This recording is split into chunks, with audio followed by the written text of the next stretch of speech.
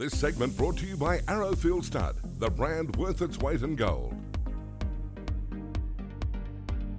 I think there's been so many fantastic horses, you know, during my time, but if I reflect, I suppose Kingston Town was really one that got my eye. It's when I started to go into racing, and, you know, I remember going to Rosehill, even though he was in Melbourne, for example, and, you know, everyone used to say as he came down the straight, "Go the King," you know, and to think he won about 18 races here undefeated.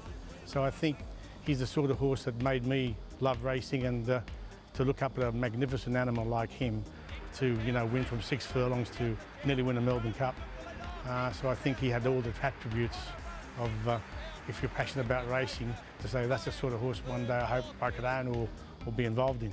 Yeah, does that passion, I mean, you've had so much success with a lot of horses, in particular Flying Artie, of course, in your lovely pink colours. You know, does that passion, is it exactly the same feeling you get when you do have a horse such as him winning a Coolmore Stud Stakes, etc.? Oh, there's no doubt. I think in those days I was just happy to be a part of a horse, and then with Paul Whelan I started breeding horses, and, you know, we got Fox Wedge together. They gave us a terrific thrill. I remember we hoped that we'd have a part of Fox Wedge, but the doctor decided he wanted to race him on his own. But anyway, that's another story. And then, you know, of late, you know, to have bred Mama Reagan, I think hopefully we haven't seen the best of him, and that's been a terrific thrill. And I think as I've got involved, I'm now involved with Newgate.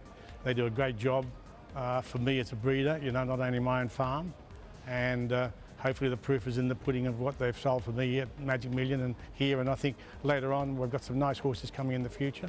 Yeah. So hopefully we can get Flying Artie, keep him going. And it is the love of a horse that really attracts people to want to invest, isn't it? Oh yes, look, it's a very quick story, but when, as you know, I was born in Malta, and when I was in Malta I was 8 years old.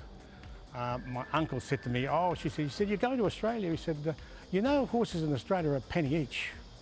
And even though I was 7 or 8, I said to him, "Oh, that means for a shilling I can have 12 of them." And here's the story. Not quite a shilling these days, No, not quite true, but I think, you know, it shows you quantity is probably a better investment than maybe just 1 or 2.